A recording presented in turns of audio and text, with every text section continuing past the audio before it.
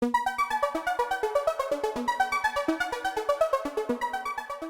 Amit.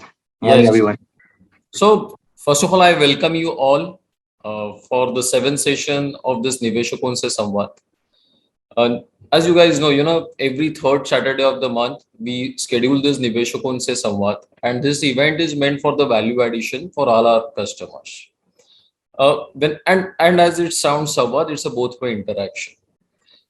Whenever any financial discussion happens, real estate is one of the integral part of it. And specifically, the common questions or the common discussion points that in last 7 8 years rates has not been surged, rates are flat, inventory is not getting sold off, but suddenly in last 2 years we have seen surge in the registrations. There's a rise in the interest rates, what one should do. So to address all these questions today, we have none other than Mr. Akshat Pandya. He's the head of real investments fund. Over 18 years of real estate, private equity, investment banking, and construction finance experience in India. Akshat has been associated with the Aditya Birla Group now for around 9 years, and he has been part of the real estate investment advisory, uh, which oversees the management of investment across multiple real estate funds under the ambit of Aditya Birla Sun Life AMC Limited. Prior to joining Aditya Birla Sun Life AMC, Akshat was Vice President Real Estate Investment Banking at Inam Access Capital, where he was part of USD 1 billion fundraise by initial public offering. Before Inam, Mr. Akshat Pandya worked with a real estate proprietary investments book at the Lehman Brothers and Nomura, and prior to that with HDFC Limited in their developer finance team, which was in May 2004 and June 2006. He received finance degree in management studies, specializing in finance, and bachelor's degree in commerce from the University of Mumbai. So Akshat, welcome you first of all, and thanking you, to address all our investments on this platform. Let's quickly get to the first question. Last 8 10 years we have seen so many headwinds. Uh, what's your view on the real estate? Sure. So thanks, Amit, for the introduction. So I think it's critical for everyone to understand the entire genesis of what's happened in real estate over the last 2 decades, because there have been a lot of reforms, a lot of regulatory changes. The industry, if I was to kind of put it, has matured significantly, both in terms of the way it operates as well as the depth of the industry over the last 2 decades. I think if I specifically come down to the last 8 years, which have been one of the most difficult years for real estate, purely because there was one event after another, and in a sequential fashion. I think beginning 2016, which is when anyways the real estate industry was going through a bit of a downturn and a slowdown, with starting with demonetization and then GST in 2017, along with RERA.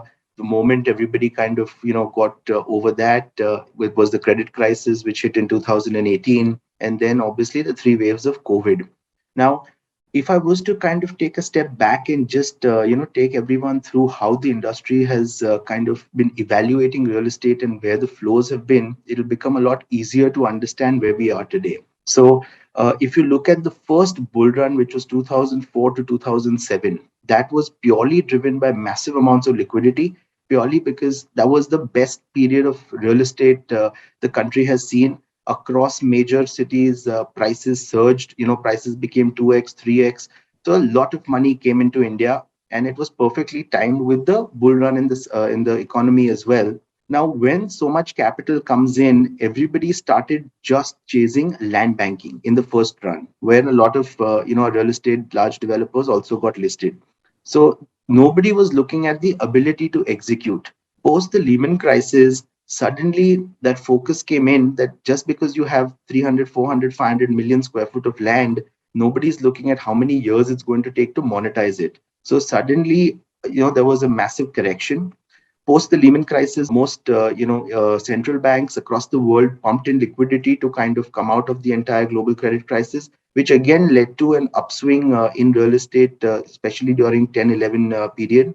But this bull run was more driven, when you look at the underlying projects that most developers were making, was on the upper end or the higher end segment or the luxury segment. So larger apartments, because there was a lot of liquidity, most of the money flowing into the sector was in the form of investments, either from HNIs, ultra HNIs, a lot of sales happening in terms of allotment, and then they would only pay 10%, not register the unit, and then flip it once the project was at an advanced stage. The problem with this bull run was that it wasn't catering to the actual underlying demand. At some point, there were more upper end or higher units than there was actual demand, which is what led to the slowdown. Post 2016, once RERA came in, where you had to register your apartment the moment you paid 10%, money was not fungible between accounts, one project to another, which developers used to do a lot. There were a lot of restrictions put upon developers on how to do a project. You could not sell till all approvals were in place. So, in the long run, I think all of these are actually very beneficial for the sector, because of which there is some discipline that has come into the sector. The last 2 years, where we are seeing, again, the next upswing, where a lot of sales and a lot of absorption of inventory has actually happened, this rally this time round is genuinely sustainable. And the reason is because this time's rally is based on affordability going up.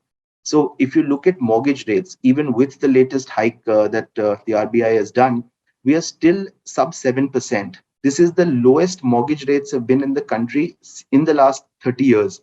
So even in 2007, the mortgage rates had just marginally gone below 7. They had never touched 6.5, which this time it did. Secondly, because of the last 6, 8 years of difficulty, real estate prices were more or less stagnant. Obviously, there are micro markets in certain pockets where there was appreciation, but incomes, on the other hand, had gone up. So automatically, the affordability, which is calculated in terms of the price of a house to the annual household income, had gone up significantly. Now, both these factors put together brought a lot of what we call the Indian middle class, the ability to buy a house within their range, which is what led to the, massive demand. So if you see this time round, most of the sales and some of the best sales that some of the large boys, including Godrej, Prestige, all the big listed boys that we can look at, have had, are in the mid income or the upper mid income segment, where people are either first home buyers or people are upgrading from a 1 BHK to a 2 or a 2 to a 3. And that is sustainable, because when we look at the whole India story, right, the demographics, and then we keep giving these numbers on burgeoning middle class with a massive housing shortage. Unfortunately, in the previous rallies, nobody was actually catering to them. Whereas this time round, the actual launches, and if you see the change in strategy, even of the big listed boys, including, for example, Loda, again, I mentioned Godrej, a lot of the large Bangalore guys, all of them are now launching more mid-income housing, which is again, very specific to the micro markets. Bombay mid income might even mean 2 crores plus. But that is where they're seeing genuine end user sales and end user demand. So this is what I would call sustainable. So effectively, just to quickly sum up, over the last 8 years, even though the sector has gone through difficulties, I think there is a lot of maturity that has come in the sector. There is a lot of regulation that has come in, which has brought discipline. Another thing that this entire 5 years of a difficult period for the sector has done, has clearly segregated the good players from the ones who had just entered, or the relatively smaller ones. So now, if you look at, even from both the home buyer perspective as well as institutional lending perspective, both of them are catering more to the more established guys, the ones that are very clear in their execution ability to deliver and quality of product. And the ones which are, there is a bit of a question mark, are neither getting funding from institutions that easily, nor do they have home buyer confidence that they will only buy the units once they are either complete or nearing completion. So this whole sell the units off the moment you launch is not happening for a big segment of the industry. Now, those are the guys that are in trouble, which has actually led to a lot of consolidation. So in real estate, the way consolidation happens is, some of these guys who are stuck get into either this development management agreement, or a joint venture, or a joint development agreement with some of the established guys, who will then develop the product under their brand name, and they will execute, they will sell. So that is something that we are seeing a lot of in the industry. So again, to answer your question, I think I may have given a little bit of a long history here, but I just wanted to give the context and the backdrop. Is that this time round, because affordability is high, this rally is sustainable. Again, as interest rates harden, as prices also, which have already started hardening, will harden, there will be some impact on affordability. But my personal view, as long as the developer community caters to genuine demand, which is people wanting to actually live and buy the house to live rather than for investment, there is going to be a sustainable velocity of sales, and the industry is, poised for a good run. So that's the general backdrop on the current status. Yeah, thanks, Akshat. I mean, it was very crisp and very bullet points. Second one is a very common question, which is a commercial or residential, or are there any other avenues to invest in? And if there are any pros and cons, what's your view on that?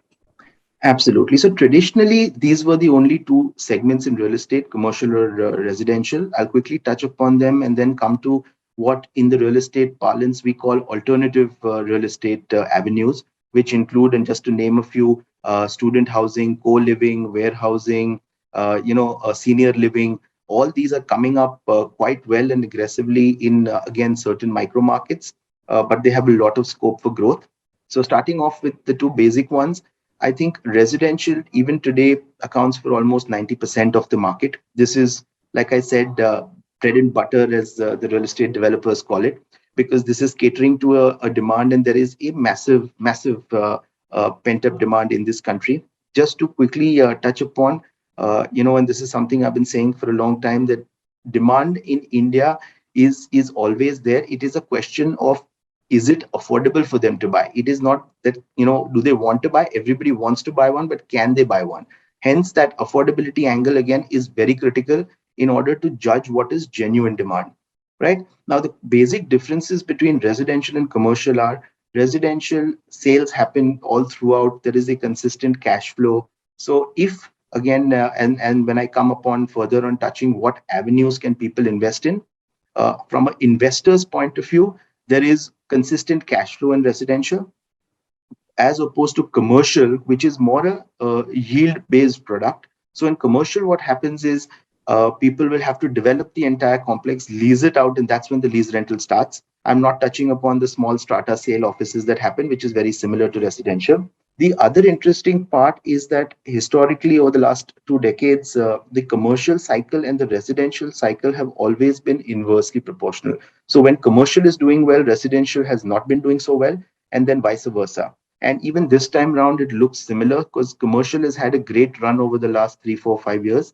And now, because of purely the amount of supply that's coming in, there are projections that it may lead to oversupply over the next 3 years. Again, obviously, certain micro markets will do well, as opposed to residential, which has had a slightly or a significantly bad run over the last 5 years, has already started showing signs of uptake. Quickly coming on to the other avenues, right? Now people are realizing that, especially in metros, for example, let's say a city like Bangalore, where there's a lot of IT, a lot of people migrate there. They don't want to kind of actually, book a or rent a full house and then worry about, who's going to clean, who's going to cook.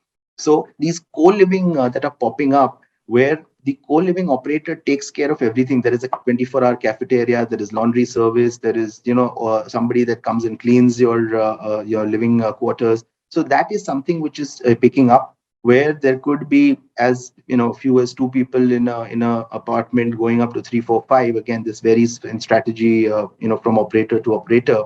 But that is one which we are seeing quite a few about. There are at least 4 or 5 players which are doing quite a decent job and seeing a good yield coming from that in cities like Bangalore, Chennai, Hyderabad. Similarly, there are a couple of players which are doing really well in senior living. So senior living basically does not mean, keeping a medical facility on staff, or keeping access to doctors, or making sure that everything is, there are ramps and stuff like that. I think what they're catering to more is on the psychological side, because, and this is, I was with one of the large operators who was saying that it is loneliness which is a problem once senior citizens become a certain age. So they could be living with the whole family, but they could still be lonely. So what they cater to is creating a community where there are, like-minded people of a similar age, and then they have, things that they can do together. So that is why it is a big success, especially in Bangalore. And there is another operator in North India who's also doing really well in this space. So there are these avenues that are popping up, right? So I think what up till now investors have been looking at real estate from a very singular point of view, where real estate is considered risky. Real estate is considered an investment which only if the price goes up can we make money. All those are now no longer, truths. There are multiple avenues and multiple sub segments in real estate where people can take exposure to, depending upon their risk appetite and their return expectations. So you can get something from as low as 5% going up to as high as 20. Obviously the risks are very different. So I think the industry, like I said, is maturing, and the depth of products available is also increasing. uh, you know Okay, sure. yeah. Yeah, thanks, Akshat. The next one is which are those options, to invest in the real estate? And people understand only a residential property. And just my request is please slightly be elaborative in this, because this Sure. is a very common question which I can see in the Q&A also. And Sure. just one request to everyone, whatever your questions are, please start posting in a Q&A group, and we'll start picking up after all the Akshat presentation. Yeah, please. Over to you. Lovely. So traditionally, real estate investment started by people buying houses and then hopefully prices going up in the residential segment and them selling. As in 2005, the first real estate fund was launched by HDFC in India, where first initially it was more institutional driven, and then 2006-7, I think the a couple of mutual funds launched their schemes with the 25 lakh under the VCF guidelines. So there, unfortunately, people were targeting the higher end of the segment. People were targeting 20s, mid 20s, where the risk is very different. Obviously, there were mishaps, and the investor experience on the highest end of the risk segment was not good, right? And across industry players. Now, as the industry matured and as the industry realized, it has become like any other industry where now there are products which are available, which can give you a yielding assets, which are, starting, like, for example, let's start with REITs, which are very recent. So a REIT today ends up giving an investor a yield anywhere between about 575 to 625, 630. Plus, there is an upside from rental escalations and price appreciation, which means you can get anywhere between 8 to 10% kind of return, but it's a lot safer because these are ready assets. Then comes slightly higher up in the chain is there are debt paper of these large real estate guys which are rated and listed. For example, today a Godrej paper or a Tata housing paper or a Mahindra paper trades anywhere between 7 going up to 8, 8.5, which is rated listed paper, which people can buy and trade, and that's the return. Then suddenly there was a massive gap because banks used to lend for construction, which is anywhere between 9% to 13%. And then there were these NBFCs that came in and started lending slightly higher and more expensive than the banks with a little bit of more flexibility. And then the funds used to take the highest risk space. So now, what is happening in the industry is that if investors wanted to take an exposure to this segment where you start getting this 10, 12, 14, 15, 16% kind of return, there were no products with real estate as the underlying earlier. It was either the lower end of the segment or the highest end. So industry players have started coming out with funds which have very low risk, which are either categorized under the alternate investment fund platform or under the PMS platform, and they give exposure to specific real estate credit, which will kind of give returns anywhere from the 10, 12, 14, 16 based on the kind of risk which they are undertaking. Now this is a very interesting space because purely of because of the reason that real estate still, for whatever reason, maybe it's psychological, is considered a risky asset class. So the premium that you would get to a similar paper or a similar risk in any other sector will be at least 100 to 150 basis points lower. So if I was to, for example, take today a double A rated paper credit, you would get around that 8.5% mark. But if we were to take similar risk double A rated, risk paper, because nobody actually gets real estate, the whole point of getting real estate paper rated once you go into the 12, 13, 14 doesn't make sense, because then the structure of how you ring fence the entire project, the cash flows and the risks becomes more critical than the rating. You would get anywhere between 12 to 13% for that similar kind of risk, which is, I would consider, double A risk. And that is what, a lot of players in the industry are now coming out with these products, and there is a very good response that people are seeing.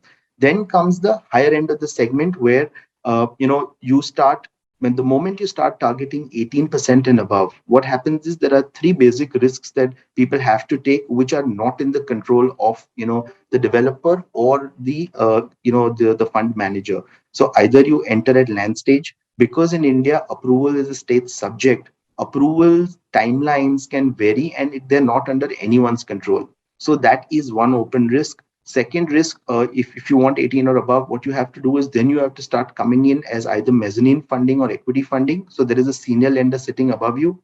In the event something like COVID or the credit crisis happens, what will happen is the senior lender will be safe, but the returns of the mezz lender will be hit, and the equity guy's equity might even be wiped out. So that is the second risk. Or thirdly, you start giving higher loan to value ratios. Now, this is exactly what caused the entire problem, especially in the real estate sector, post the credit crisis.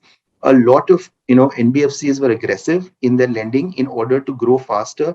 They were giving 70-75% loan to value. And what investors must understand, that what this does is, in the event there is one adverse event, right, like any of the ones we can take over the last 5 years, that erodes the entire margin or the buffer that they have over the principal plus interest, and suddenly you are now getting a lower return. So I think how a fund manager underwrites and what risks they take is extremely critical. And not all fund managers take the same risk. So I would urge investors to look at which bracket they are entering into. If somebody is promising higher returns, it will definitely come with higher risks, and I think that is something that must be evaluated, because nobody is going to give you 18-20% with no risk. I mean, when the marketing presentations come, they seem like there is no risk, but there is definitely risk. So I think that is the general, broad board of products that are available across the return space spectrum in this space. Sure. Noted, Akshat. The next one is so, after all, what's our investment strategy as a fund house? I mean, any changes have we made, or any specific risk measures what we have included? Sure.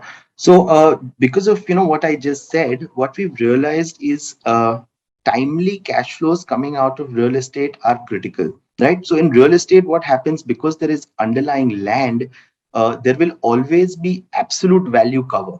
The challenge in real estate is working capital management and the ability to generate cash flows consistently. If that does not happen, people get stuck. So if I was to just give an example, I'll tell you why a lot of developers did get stuck.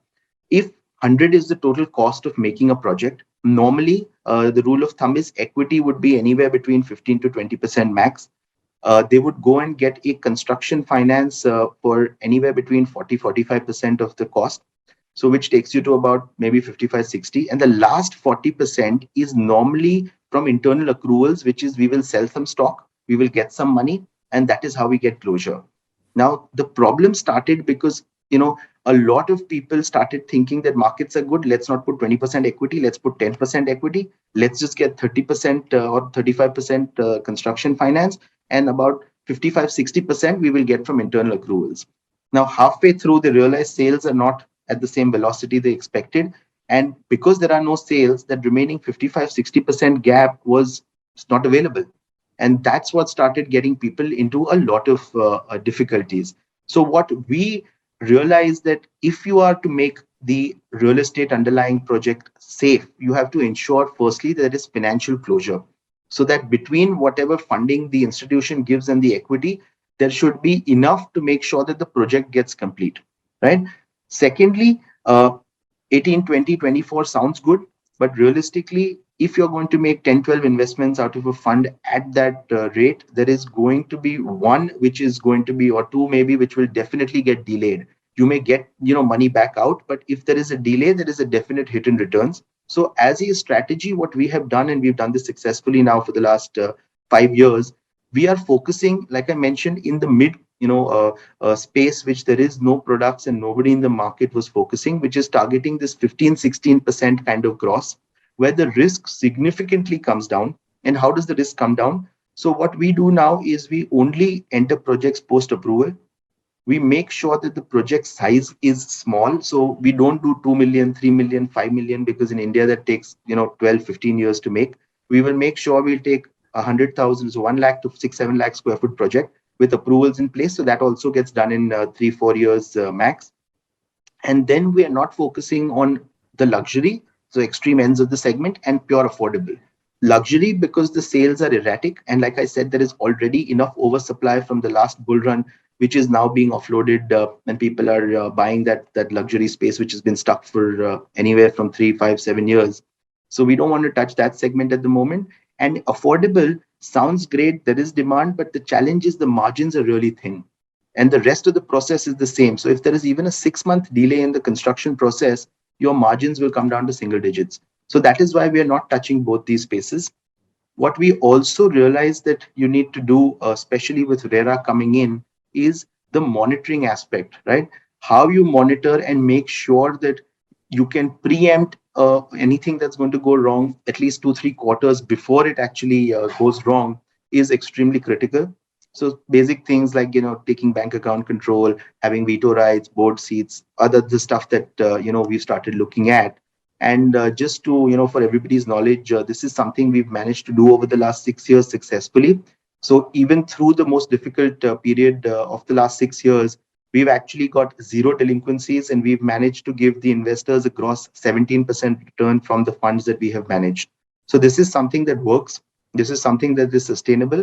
And as a group, that is where we're focusing on. What we want to do is give investors products that are in the 12 to 16% range, on the credit space in real estate, and give them the ability to kind of get those higher returns with significantly lower risks than other products on the higher end of the return spectrum. Sure. That was really crisp, Akshat, and quickly we'll jump on to the Q&As. First is, what's the role of Bentel Green Oak? We have seen this on your website, and what's exactly role? Who are they? Sure. So Bentel Green Oak is also a subsidiary of Sun Life of Canada. So Sun Life of Canada, which was a partner, is our partner in the AMC, which used to hold 49% before our listing, and currently hold about 36.5%. So they are also a subsidiary of Sun Life. They are the fifth largest real estate only investment advisory globally.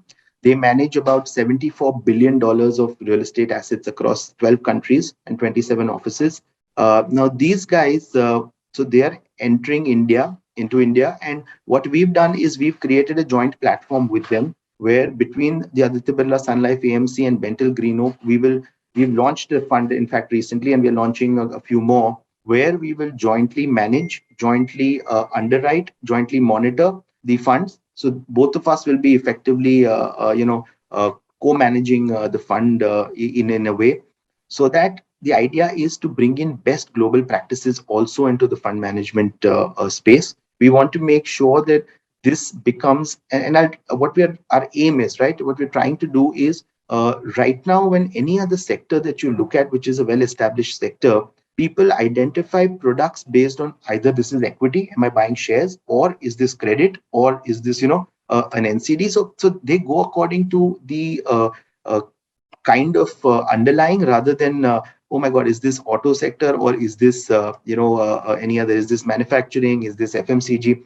And that is exactly what we want to do. We want to communicate and let the investors know that even in real estate, there are products which are, way safer, which kind of give you better returns than some of the other industry, but they're not at all as risky as, what the general perception about real estate is. So this joint venture that we're talking about is to enter into the credit space. So we want to be one of the few organized players that, may takes a large role and large exposure into this real estate credit space. Because if you look at the current big boys globally, including Blackstone, GIC, Brookfield, they're more all focused on buying offices and the yielding part, and then eventually creating a REIT out of the assets. None of the large institutional investors are very aggressively looking at this, credit space, and that is exactly what we are trying to get into with this joint venture with Bentel Green Oak.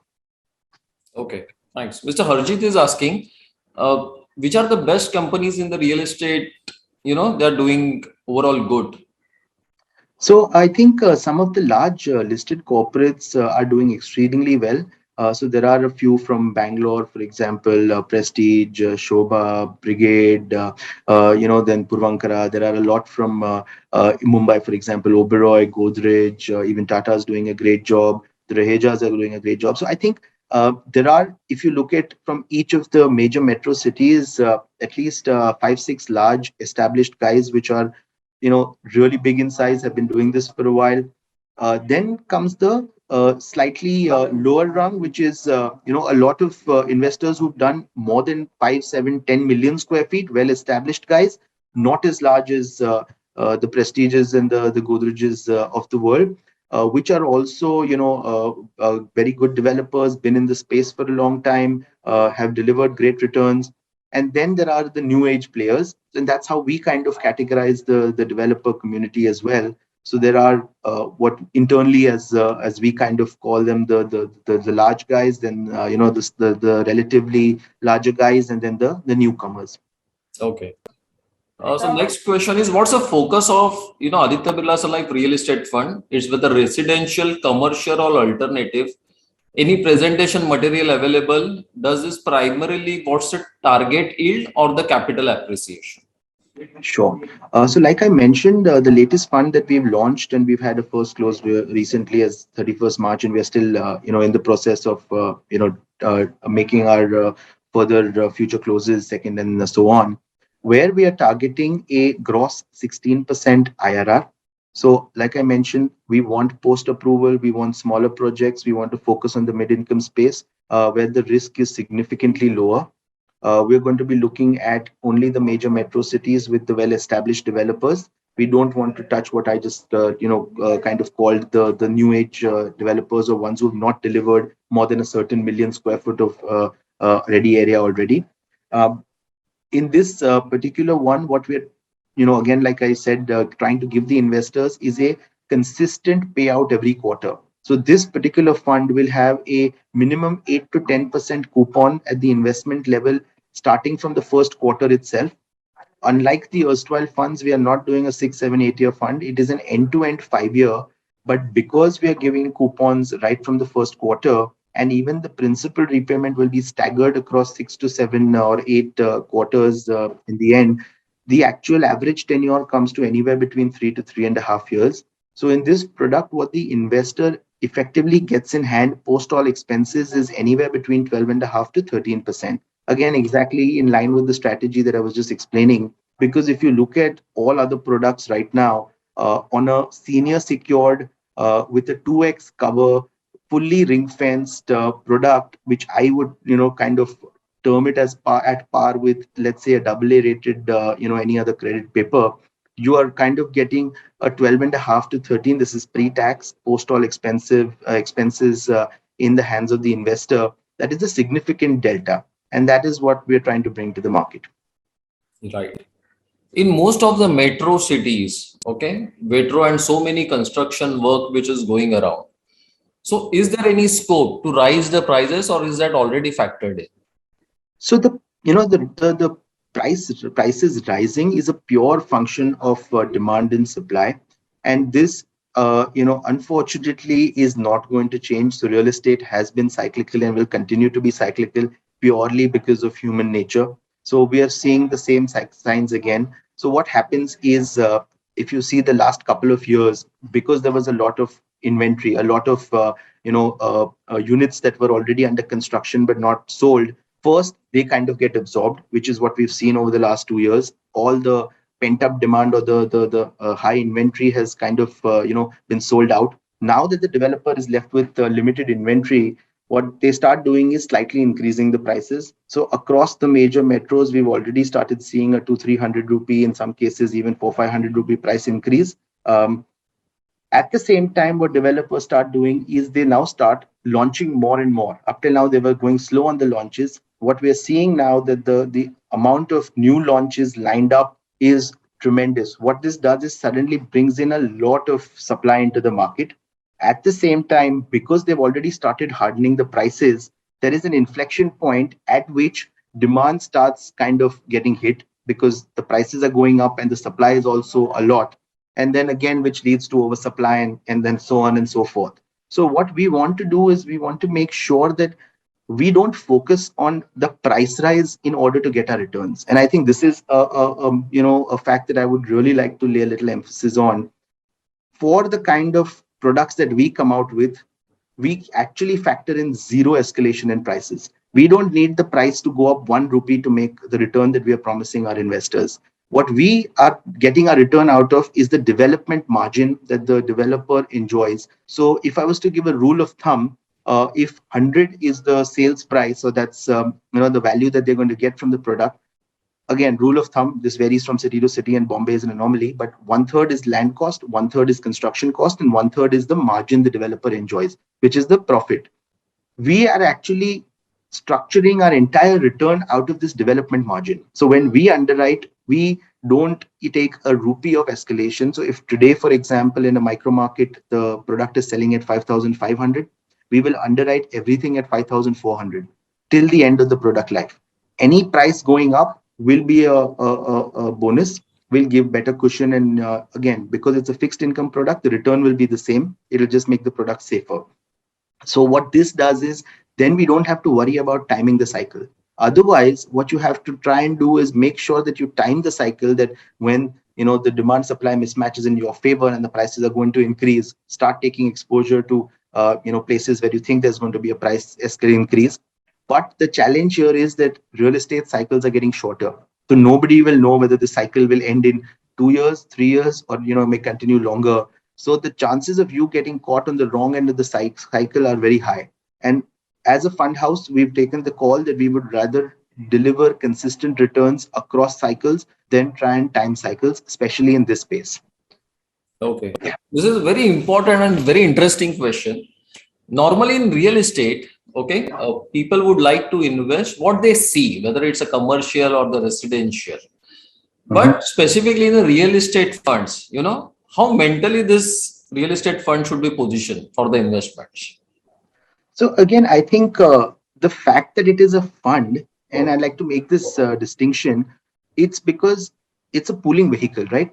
So SEBI allows pooling vehicles only under either the AIF, which is Cat 1, Cat 2, Cat 3, or the PMS platform. This is if you are going to be regulated and registered, these are the only two major avenues that you have.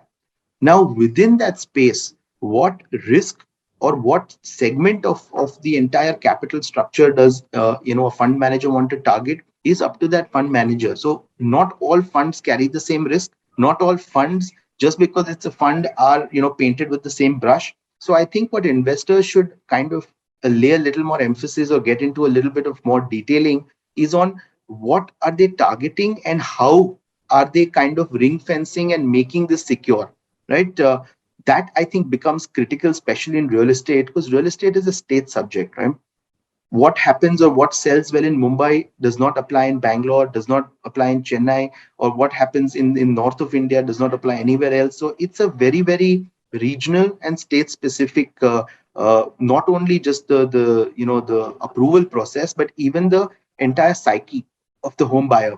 And eventually, and how I like to put it as simply, unless the product sells, the money is not going to come back for the investor and the developer, right? You can structure, you can financially engineer, all of that is going to help you to a point. But at the end of the day, the product has to sell, and only if the product sells does the money come back for everybody. So I think that is what one must check, that which segment are they again taking exposure to. Is it at the bottom of the cycle, top of the cycle?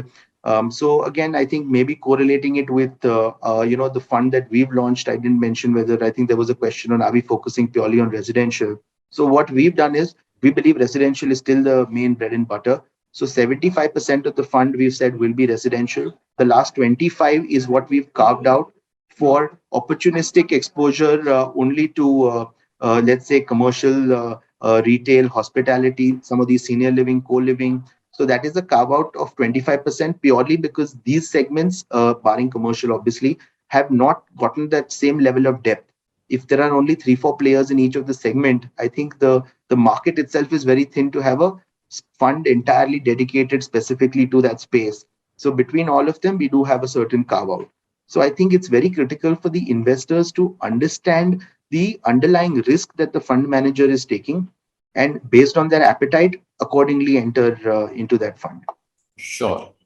Is investment option available only in the form of AIF where minimum investments is 1 crore or lower ticket size is also available? So, like I said, because this entire pooling space, there are only two vehicles. On the PMS side, it is at 50 lakhs, but PMS comes with its own set of rules. AIF gives the maximum flexibility to the fund manager. And I would like to again lay stress on the fact that in real estate, flexibility to the fund manager is very critical, because there are things that suddenly happen in the sector, and there are certain measures that the fund manager needs to take in order to make the investment safe. So that flexibility is currently offered in the AIF space, and that is why most of them are launching in the AIF space.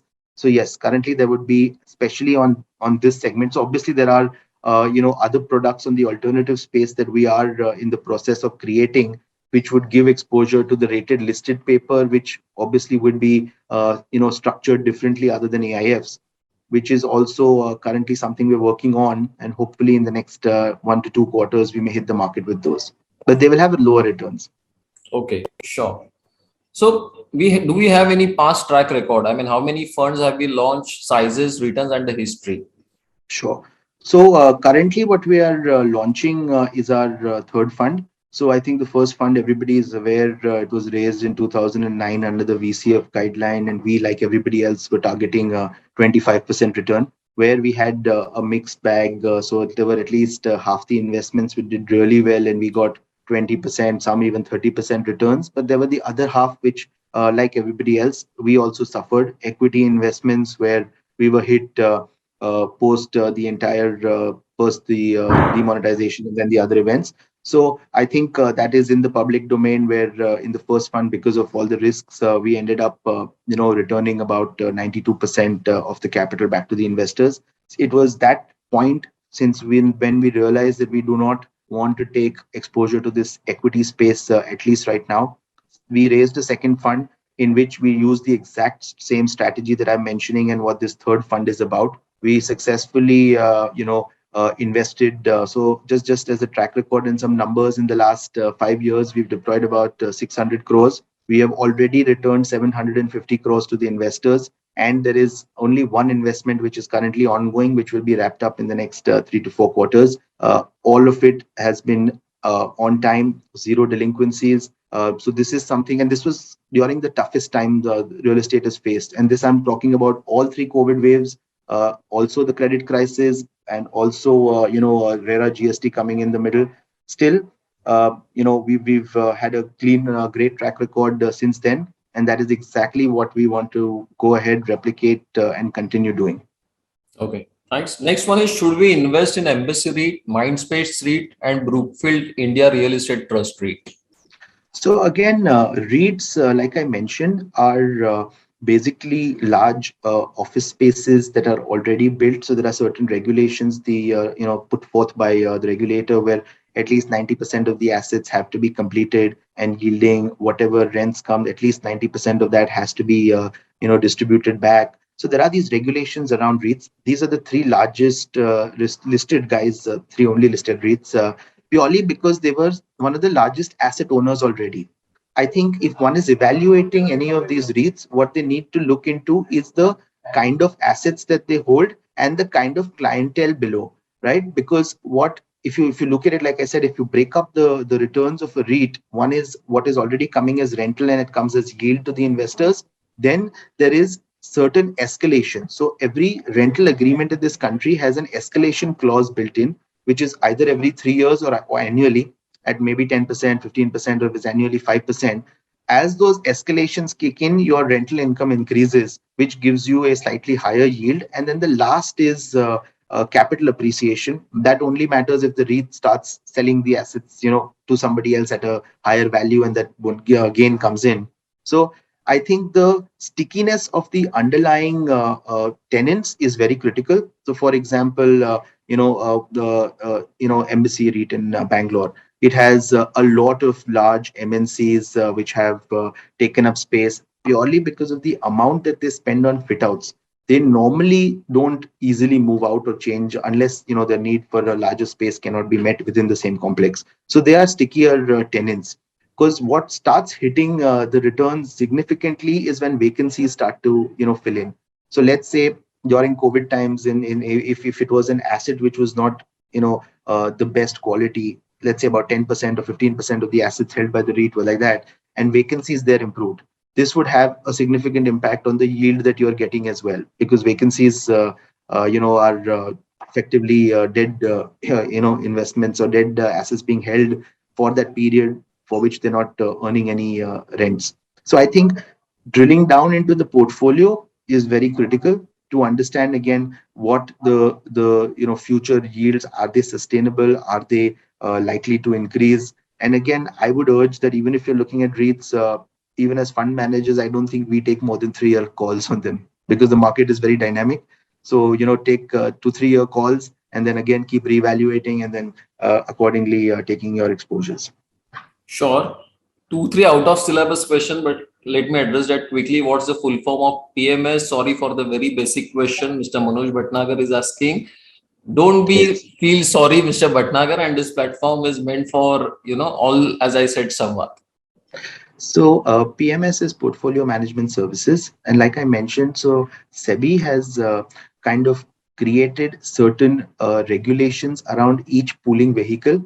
So all fund managers and fund houses have to adhere to those rules. So again, giving an example, in the portfolio management services regulation, it says the minimum investment has to be 50 lakhs. The idea is that retail investors who are not aware of these products, which are slightly more complicated, do not get pulled into investing and then get hurt or burnt.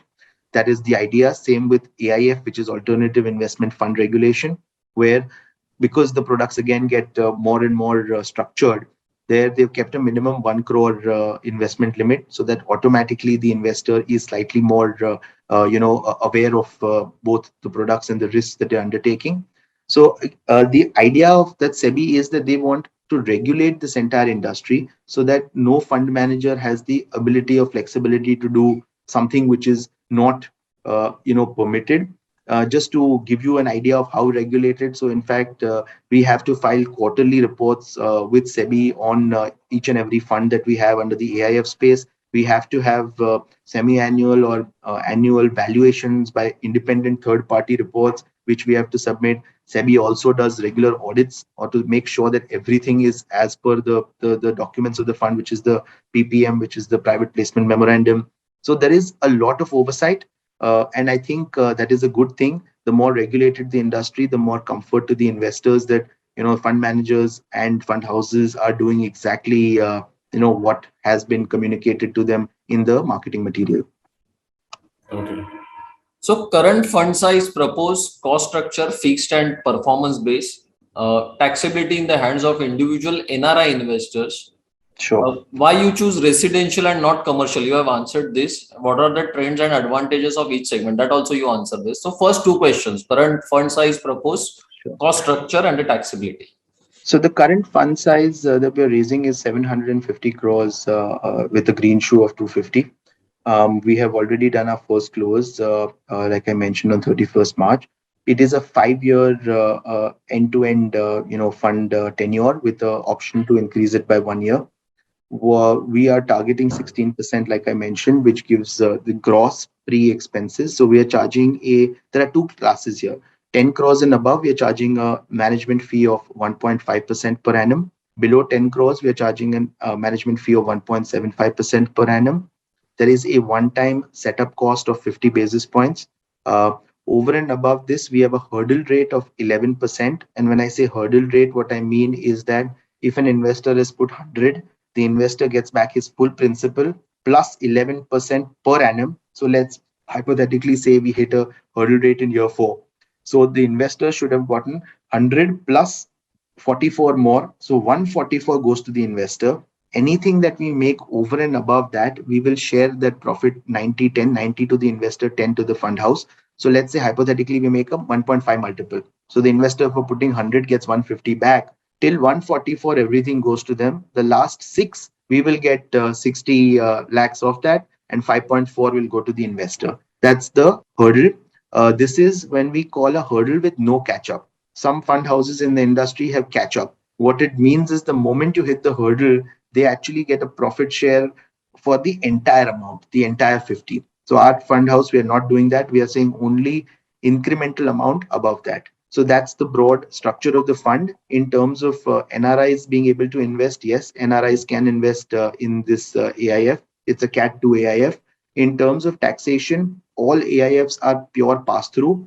So what we do is only deduct TDS, and the rest goes as income in the hands of the investor. And the reason we are giving only post expense returns and not post tax, because depending on what bracket the investor falls under, the taxation accordingly will be applicable. So for example, if it's a company and the company falls under 25% tax bracket, 25% will be deducted. If it's an individual and he's in the 36%, 36% will be applicable. So we leave the tax structuring on where to invest from in the hands of our investors, and it is a pure pass through. Okay, sure. Mr. Sachin is asking, how do you envisage Aditya Birla Capital share price? Mr. Sachin, I'm really very sorry. We are not authorized person to comment on the share movement. Then Mr. Rampriya Valmiki, as Ramapriya Valmiki is asking, what's the name of the fund ABSL launch in this segment and what are the expected returns? You have Yes, answered this, but still. just the name of the fund is Aditya Birla Real Estate Credit Opportunities Fund. Yeah, just to reiterate, returns expected around 12.5 to 13 in the hands of the investor. This is pre-tax. Absolutely. Once again, one basic question. What do you mean by coupons? A coupon is basically a regular amount that we pay out at a periodicity. So if it's a monthly coupon, which means that is the amount we will pay out every month. A quarterly coupon is, so if I say 8% quarterly coupon, let's say 100 is the investment. So which means you have to make 8 in the entire year. So every quarter we will give you 2, 2, 2, 2. So 2 in March, 2 in June, 2 in September, 2 in December. So that's the quarterly coupon. Right. Mr. Ritesh Thakkar is asking how to judge the position of cycle in real estate, meaning to understand at which level of cycle so that judge the time in better for the betterment of returns. It's a great question. I think that is a question all fund managers are trying to answer for a long time. The challenge in Indian real estate industry is that data, which is verifiable data, is not that easily available. So what needs to happen is you need that kind of data to actually judge where exactly you're in the cycle. So some of the large houses which have a lot of exposure to real estate and get a lot of real-time data are in a slightly better position to do that. And just to give an idea, so between the three arms of Aditya Birla Capital that look at real estate, which is our housing finance company, our NBFC, and the division that I look after, we have a current exposure of 22,000 crores to real estate. So what happens because of this is there's a lot of real-time data on both developers, sales, actual issues on the ground that keeps coming. So if you were to ask me as a fund manager, I think the largest difference between the West and here is the availability of verifiable data on the sector, on the basis of which fund managers can more easily take calls. Okay. Next one is who are the tax advisors and who is a regulator for this kind of fund? So the regulator is SEBI. So all AIF registrations are done with SEBI. So we have also registered all our funds with SEBI. And in terms of tax advisors, again, so we stick to the big four. In this particular fund, we've got PwC on board. Okay. So you said that you're focusing on major Pune, Bangalore, all the metropolitan cities, Pune, Chennai, Yes. but there are very small towns, and definitely the Atmanirbhar project, the government focus. I mean, say Nagpur or any B30 cities, they are also upcoming very well. So Mhm. why they are not part of your focus list? So if I was to give an analogy, I think this is more from the stock market. So if your large caps are giving you the return at the moment, once the large caps get overpriced, that's when people go to the mid caps and then eventually to the small caps, something similar. right now, purely because of the dearth of funding available to the sector, large, well-established guys in the metro markets are the deal flow is really good. I'm sure over the next maybe 3 5 years, all fund houses will start taking exposure to the tier two cities. In fact, there are already a couple of fund houses that are seriously evaluating and taking small exposures to these markets. So I think it's a matter of time. And right now, it's purely because of the available deal flow in the well-established metros that most of the large fund houses are focusing here. So the next question is, you said that placed over shares of the SPVs, right? But suddenly stock market tumbles. So what are the risks associated with it?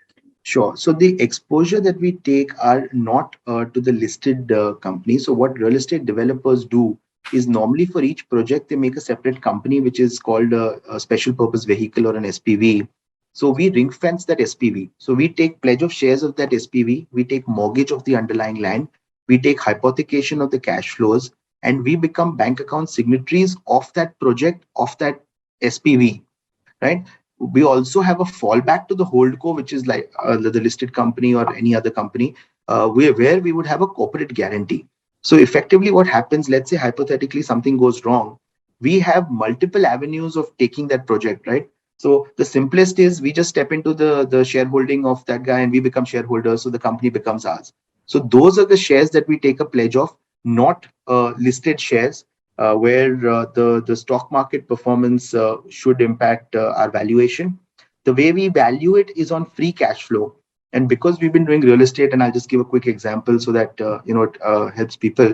Let's say there is a project we are entering where if they sell everything at a constant price, they're going to get about let's say 300 crores, and the total cost to complete everything is about 100 crores when we enter. So the 200 crores, which is the free cash flow, right? That is what we are trying to ring fence, against which we will only lend 100 crores. So what happens at 100 crores, even with our interest in the current structure, would be anywhere between a 1.3 to 1.4 multiple. So 100 becomes 130 to 140, but we have 200 crores of free cash flow.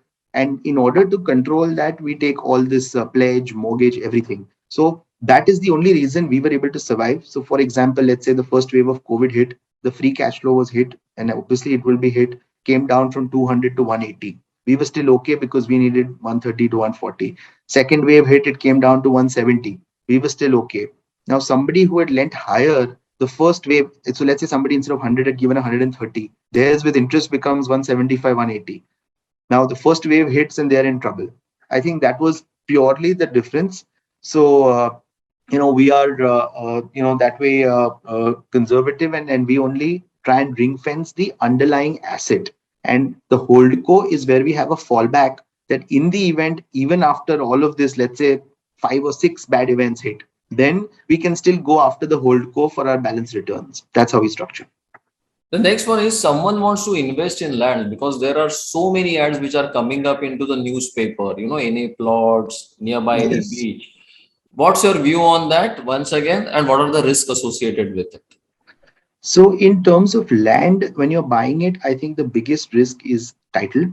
So, depending on where you're buying it or who you're buying it from, my recommendation to everybody would be, please invest in a lawyer and make sure the title is clear. Because if the title is not clear, or it is in a CRZ where you technically can't build anything, or if it's agricultural land not converted to non agricultural, or if it's zoned as something else, there are a lot of challenges with land. So, my request to anybody buying land would be, make sure that legally the title and how is it zoned, or what can you actually do with that land, are two very critical aspects that you need to check. uh, Eventually then it comes down to a call, right? Because all this land that is being sold is normally on the outskirts, right? It's not going to be anywhere in the city center or very well developed areas, and if it is, then it will be absurdly priced. So here then it comes down to a call on, uh, do you see that area developing well, and hence land prices improving? Is there infrastructure coming there? Is there expressway or a metro coming somewhere there? So I think those are subjective calls which one will have to evaluate. My again request, I think a lot of people have burnt their hands in buying land purely because of the two things that I mentioned. So legal and what is the actual use of that land and what can you do on it are two aspects one must pay a lot of attention to before buying land. Sure. Thanks. The next one is someone wants to take a exposure in a real estate stocks. Mhm. Is it a wise idea, rather than going, I mean, how do you see it as an expert? Exposure in a real estate via real estate stocks. Fair enough. So, real estate stocks, like a lot of or most of the stock market, are momentum driven. So, in a momentum driven stock, your timing of entry and exit is very very critical. And I think in real estate it becomes all the more critical, purely because in real estate the way investors are currently valuing the listed guys are they're saying what is the area you have under development, right? If you were to build all of that and sell all of that, what is the free cash you will get? Based on which they come out with something called as a NAV, which is the net asset value. Now, on that NAV, either it trades at a discount because he's a good guy or trades at a premium. Uh, so, how will that NAV move is a function of once a project is done, how does he keep replenishing projects? So, the ability of a developer to keep getting more land at the same kind of margins or which is as lucrative in terms of both location and product is very critical. Otherwise this NAV automatically over a point kind of becomes zero. So that is a very critical aspect in real estate listed stocks. And the balanced land, some of them have large land banks, most of them value it at cost of acquisition. So, in real estate, if you are not very keenly or very intently following the underlying, projects of that developer, there is a chance that the stock price volatility can be very, very high. So, I would recommend that unless you have an expert who's advising you on, the underlying and what is the view, because real estate, unlike a lot of other places where you can buy and forget, like for example, people say insurance, right? It's a long-term play. Buy, forget. Even the asset management space, because it's growing, you could buy and take a long 5-10 year view. My personal opinion is I don't think anybody would advise to take 5-7-10 year views on real estate stocks. They will be more short term, 1 year, maybe 1.5-2 year views. And hence please refer to an expert who can explain and tell you why the view that they're giving holds. There are three, four common, compliments to you, Akshat, from Mr. Ajay, Harjeet, Akshil, that we have never heard such kind of crisp view in a lucid manner on the real estate. Kudos to you. And Thank you thanks so for much. running this session. Okay. And last one, how do you see the RERA's involvement? And because So of the RERA, do you envisage that, only bigger players will survive and it would be difficult for the smaller players? No, absolutely not. I think RERA is bringing discipline to the way developers operate. And I don't see why only the bigger players need to have discipline. I believe even a guy doing a first time project should be disciplined. So some of the basic aspects of RERA I'll touch upon so that you get an idea of what I'm saying. So because people were now earlier selling the moment they bought the land without any approvals, and then people were, home buyers were stuck for ages. RERA now says you only can sell apartments after you get a RERA approval. And in order to get a RERA approval, you need to have all your approvals in place to launch and start constructions. So first, that entire approval risk is removed because of RERA, I think, which is a good thing. Even small guys obviously need the approval, so why can't they get approvals and then launch? Then what RERA says is 70% of the money has to be used for construction. The idea is that you do not divert money from a project which has got good sales to somewhere else, and then this project eventually suffers, which again I think is a good thing. There is discipline. So if your construction is going well and it's advanced and you have financial closure, there allows you to then take some money out, which is anyways the 30% is allowed. uh, what RERA also does is now starts putting criminal liabilities on developers, that if you market wrong, if you sell wrong. The problem that has always been is because the FSI rules in this country are forever changing. The developer community, as a general trend, has been greedy that if we get future FSI, we should get the benefit of it. So what they end up doing is they kind of keep these clauses with open ended, that if anything more comes, the society should not benefit and it should come to the developer. Now, all that under RERA they can't do. So once you've made a plan saying that it's going to have 6 towers of so much, if you want to change, they need to get 75% consent of the existing home buyers. So I think what RERA is doing is making it a more level playing field between the home buyers and the developers. Uh, Having said that, there are a few flip sides to RERA, and we've also witnessed that there are a lot of frivolous cases home buyers file, and it takes a lot of time, energy, money, and bandwidth to kind of you know fight with them on RERA on that as well. So there are pros and cons, but I think on the whole, RERA brings discipline, and which has helped the sector. And people were a little bit apprehensive about it at the start, but now almost 6 years later, I think 5 years later, in fact, everybody has accepted it and it's working out quite smoothly. Sure. And can we have access to the recording? Yes, this recording will be available on our YouTube channel after 5 days, and you will get the link via the email. So, Akshat, thanks return once again for this wonderful session. I mean, there are so many compliments. I'm sure you can also read.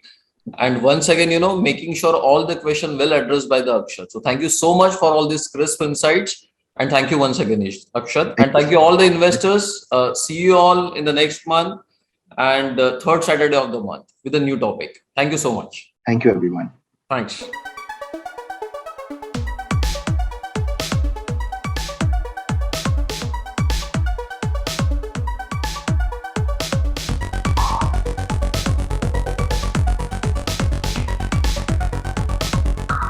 Mutual fund investments are subject to market risks. Read all scheme-related documents carefully. Mutual fund निवेश बाजार के जोखिमों के अधीन है। Scheme संबंधी सभी दस्तावेजों को ध्यान से पढ़ें।